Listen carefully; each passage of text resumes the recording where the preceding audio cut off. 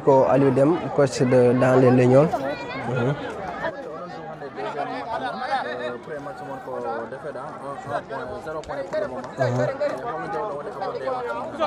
Bon, on va entamer le match comme nous avons entamé tous les autres matchs restants. Pour nous, chaque match est une finale. Le premier match, on a gagné une défaite malgré l'équipe Wayno. Et actuellement, alhamdoulilah rabbil alamin, l'équipe est au complet. Nous avons gagné une fête.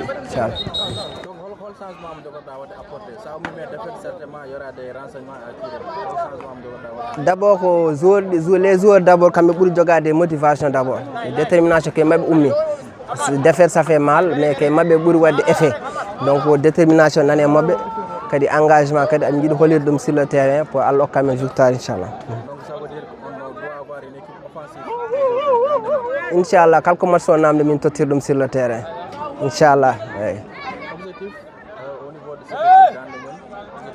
Inchallah l'objectif c'est le plus grand objectif d'aller en finale, écrire une histoire avec l'ASC. C'est une tonne min jedi quoi.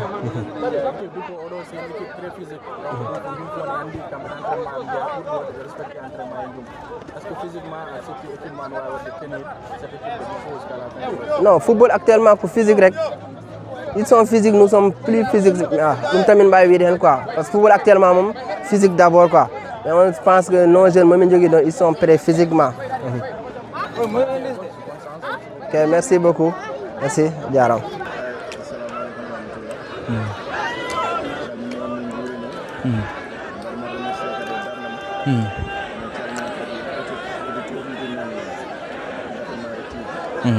Coach on garti hande match mon deuxième match donc premier match mon dañon ko 1 point d'abord hol enseignement mo badda tiré e match mon jawrudo avant ren ngare match mon hande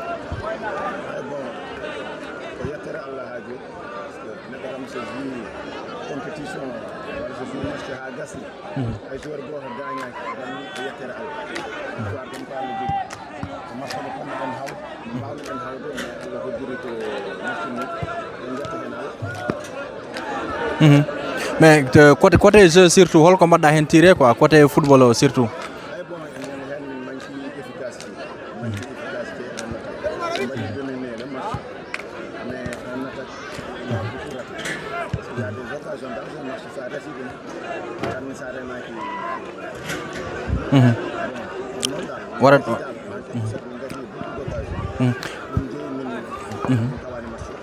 Voilà, puisque Andy erreur ma premier match, hande hol changement mo jogo dawde apporter à changer les attaquants wala ko par rapport au système de jeu. C'est un match difficile hande mbo bawen wi parce que ren porteten koy équipe mo ganduɗa ni koy défaite te ko kam a jum toutes les équipes se valent et dit ko minen ñen hen min ngari min mbaɗi un premier match min mbaɗi match ni ko yettere al on a eu des manquements min ƴeewi manquement ji on va essayer d'améliorer pour cette fois-ci ko min donkuno ko o fe match min mbawa ɗum dañde oɗo match mais Remba wiide dans le Lignols c'est une équipe blessée parce que piaɓe 2-0 match mabɓe premier match mabɓe face à Dental est ce que cikkuɗa hande wona un match piège pour l'ASC Doupo? Ce sera un match très difficile. Pour dire difficile, toutes les équipes en Guinée, toutes les équipes se valent.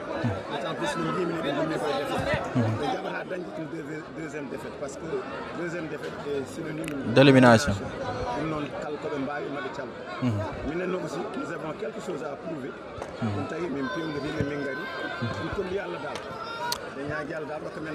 Merci coach, bonne chance. Merci.